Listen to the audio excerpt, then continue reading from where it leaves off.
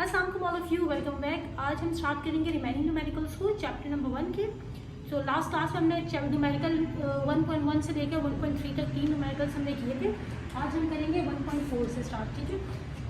सो 1.4 को अगर हम देखें तो 1.4 बिल्कुल 1.1 की तरह है। आप खुद चाहें तो आप इसे खुद भी कर सकते हैं एज इट इज 1.1 की तरह है, लेकिन एक दफ़ा मैं करवा रही हूँ तो आपका एक तरह से रिविजन हो जाएगा, ठीक है।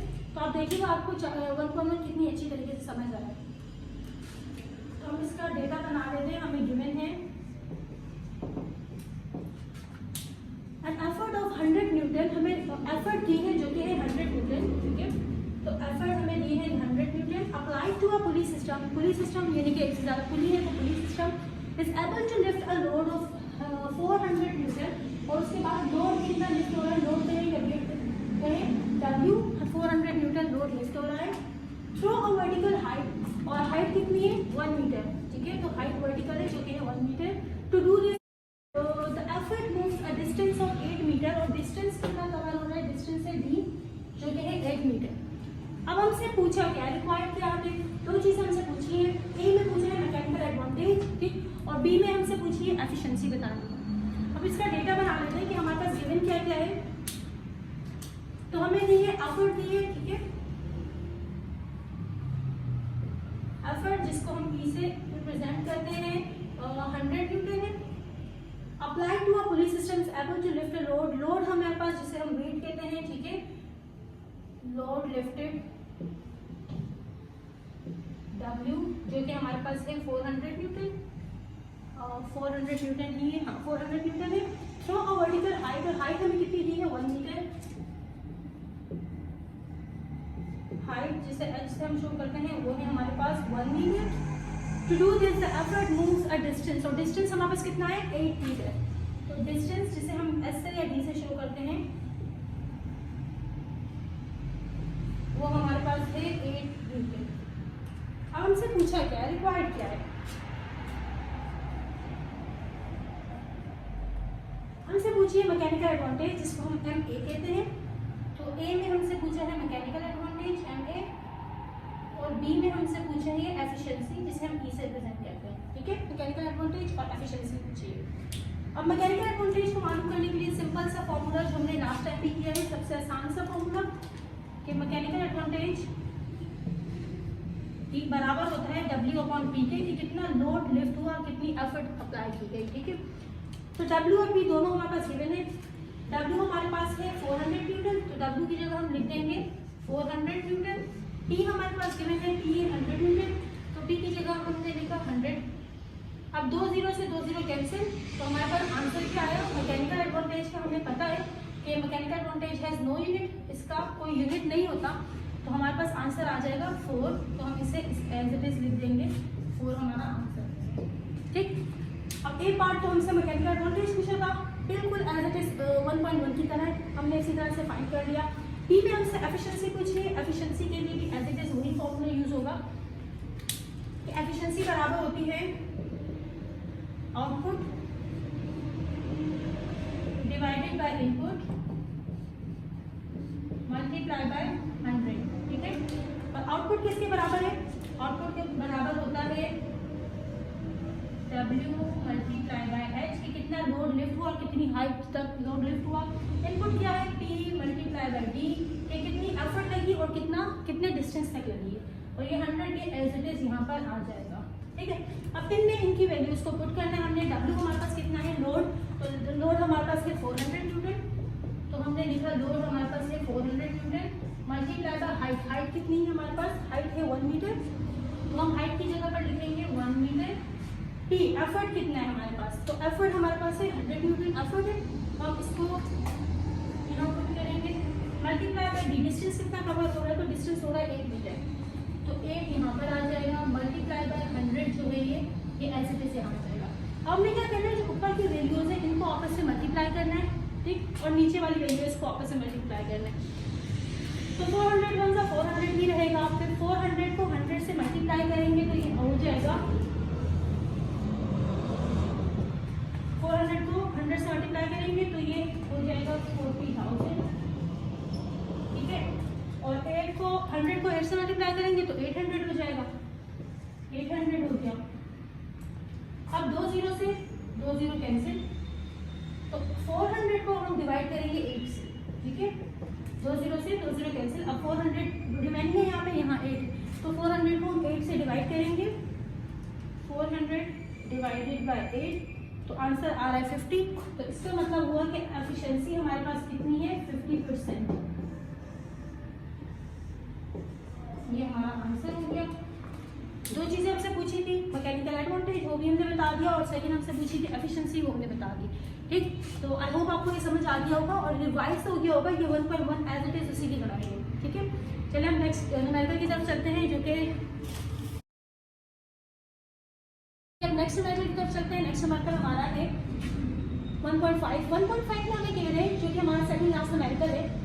अ लोड ऑफ 21,000 न्यूटन, हमें लोड यानी कि वेट जो है वो W हमें दिया है 21,000 है। इस place on the top of screw jack के पर इतना लोड जो है 21,000 न्यूटन लोड है। इस lifted bye a force of 300 Newton, तो हमें फोर्स यानी कि एफर्ट जो है वो दिया है 300 न्यूटन एफर्ट है, यानी कि P हम कहेंगे। If the length of the tommy bar की जो लेंथ है वो है 35 सेंटीमीटर। अब टॉमी बार बेसिकली क्या होता है बेटा, ये बेसिकली शो कर रहा होता है रेडियस को, ठीक है। तो टॉमी बार किसको शो करता है, रेडियस को शो कर रहा होता है। तो हमारे पास जो 35 है ये रेडियस है। And the pitch of the screw is 2.5 millimetre, और हमारे पास पिच जो है वो है 2.5 मिलीमीटर। और पिच क्या होती है, बेसिकली पिच कहते हैं दो कंसेक्यूटिव थ्रेड्स के दरमियान, जो दो कंसेक्यूटिव थ्रेड्स होते हैं स्क्रू के दरमियान के जो डिस्टेंस होता है उसको हम पिच कहते हैं, ठीक है। तो हम इसे D से शो करेंगे, ठीक है। तो अब हमारे पास चार चीजें गिवन है। एक हमें लोड हमें दिया 21,000 न्यूटन लोड है। फोर्स यानी एफर्ट जो है हमारे पास वो है 300। उसके बाद टॉमी बार जो है जिसको हम रेडियस कहते हैं, बेसिकली टॉमी बार रेडियस को शो करता है, वो है 35 सेंटीमीटर। और पिच जो है दो कंसेक्यूटिव थ्रेड्स जो होते हैं स्क्रू के उसके दरमियान के डिस्टेंस को कहते हैं। तो ये हमारे पास D हमारे पास है वो है 2.5 मिलीमीटर, ठीक। और रिक्वायर्ड क्या है, हमसे पूछा गया मैकेनिकल एडवांटेज एंड एफिशिएंसी। हमें मैकेनिकल एडवांटेज और एफिशिएंसी बताना है। अब हम इसको स्टार्ट करते हैं अपने नेक्स्ट न्यूमेरिकल को। डेटा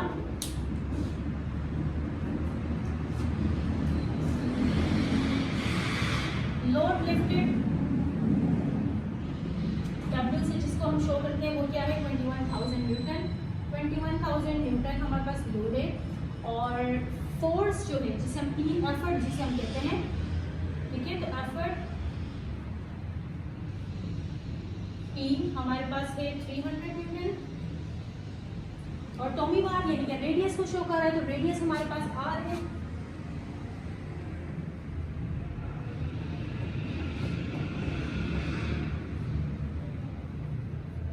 लेंथ ऑफ टॉमी बार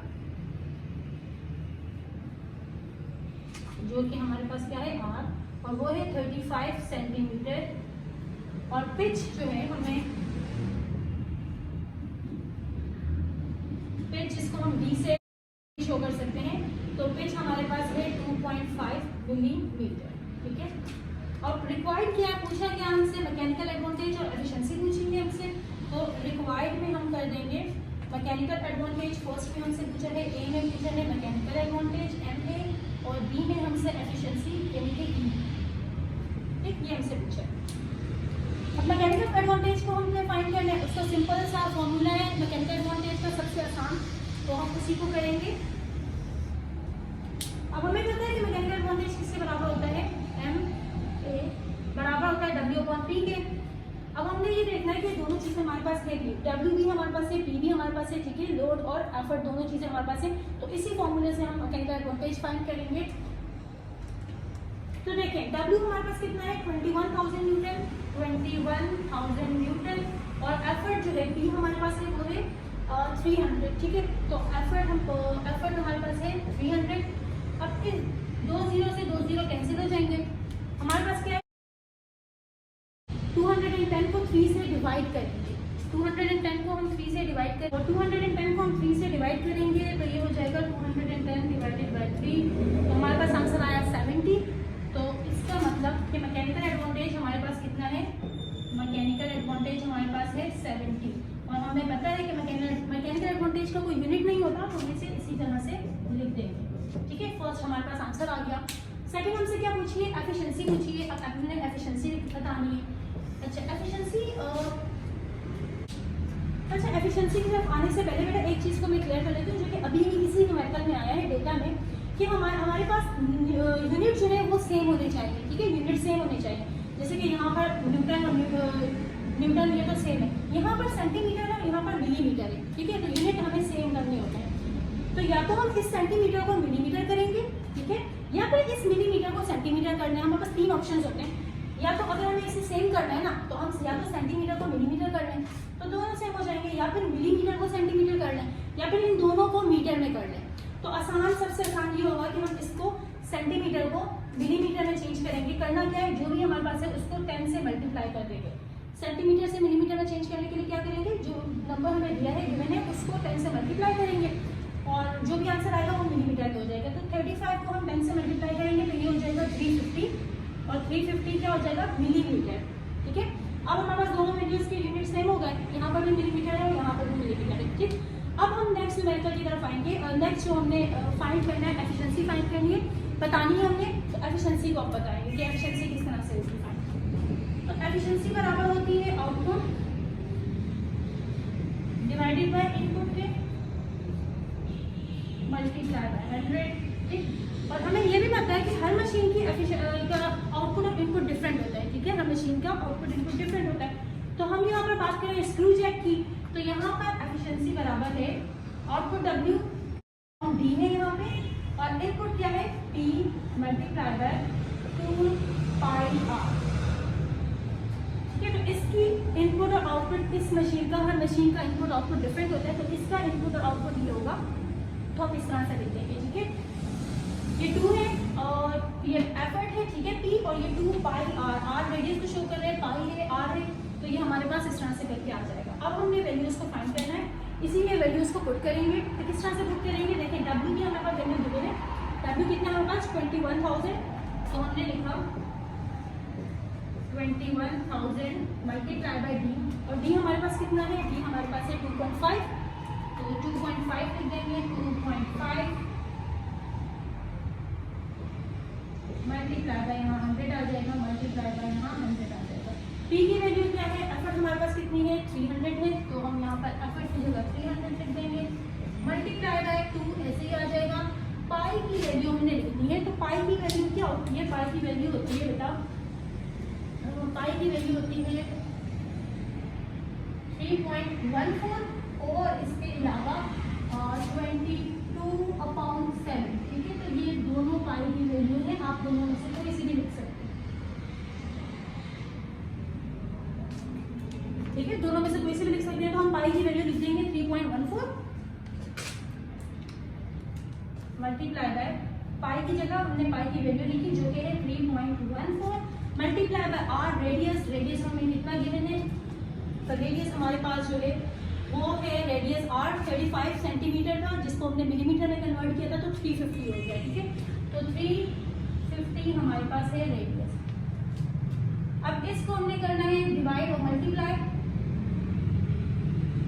ये 100 बेटा, ये वाला 100 ये यहाँ पर। ठीक है, अब इस पूरी वैल्यू को हम मल्टीप्लाई करेंगे आपस में। 21,000 को इससे मल्टीप्लाई करना है, फिर इसको इससे मल्टीप्लाई करना है, जो भी आंसर आएगा वो हमें नीचे लिखना है। तो 21,000 इंटू 2.5 इंटू 100। ठीक है, तो ये आंसर आ रहा है 5.250000। हम इसको लिख देते हैं एज इट इज नीचे 5.250000। ठीक है, फिर इन तीनों वैल्यूज को आपस में मल्टीप्लाई करेंगे, तो 300 multiply by 2 multiply by 3.14 multiply by 350, तो हमारे पास आंसर आ रहा है 659,400। 659,400।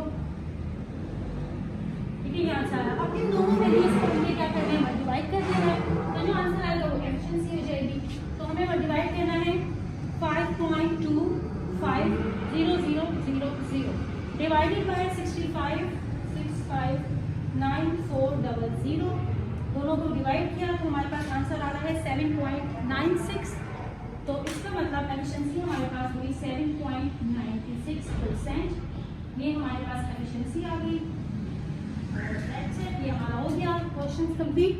क्वेश्चन में हमसे पूछ रही थी, इस क्वेश्चन में दो चीज़ें न्यू हमें पड़ी, टॉमी बार जो कि हम रेडियस को शो करता है, और पिच जो कि क्या डिस्टेंस को स्क्रू किसी भी स्क्रू के कंसेक्यूटिव थ्रेड जो होता है उसके दरमियान, स्क्रू के दरमियान के डिस्टेंस को शो कर रहा होता है। तो हमने ये पढ़ लिया।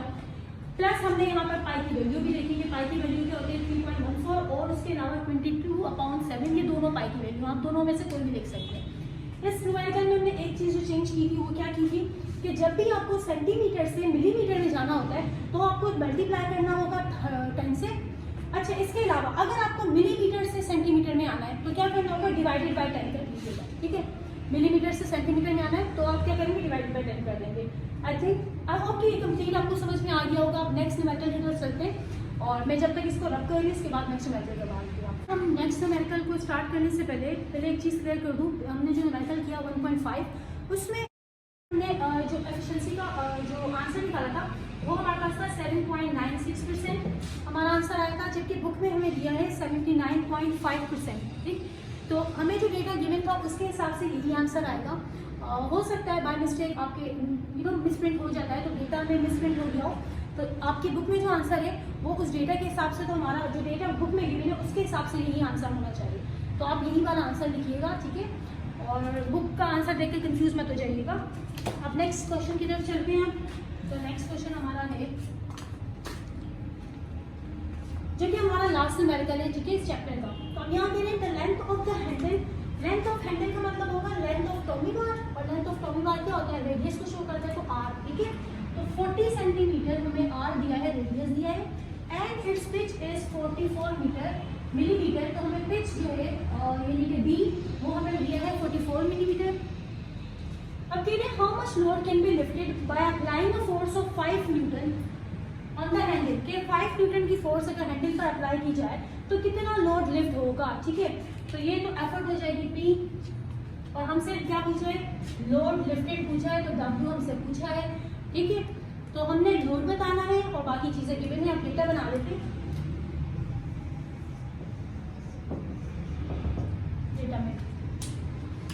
डेटा में हमने सबसे पहले क्या लिया, length of Henle. Length of Henle क्या मतलब है, रेडियस। लेंथ ऑफ हैंडल यानी कि आर, और वो हमारे पास है 40 सेंटीमीटर। और उसके बाद पिच हमारे गिवन है जिसको हम डी कह रहे हैं, वो है हमारे पास 4 मिलीमीटर। और लोड हमसे पूछा है, एफर्ट हमें गिवन है फोर्स, यानी कि एफर्ट हमें दिए 5 न्यूटन, तो हम यहाँ लिख देंगे एफर्ट। ठीक है, जिसको हम डी से शो करते हैं वो है हमारे पास 5 न्यूटन। और हमसे रिक्वायर्ड क्या पूछा गया है, लोड जो कि है डब्ल्यू, तो हमसे डब्ल्यू पूछा है। ठीक है,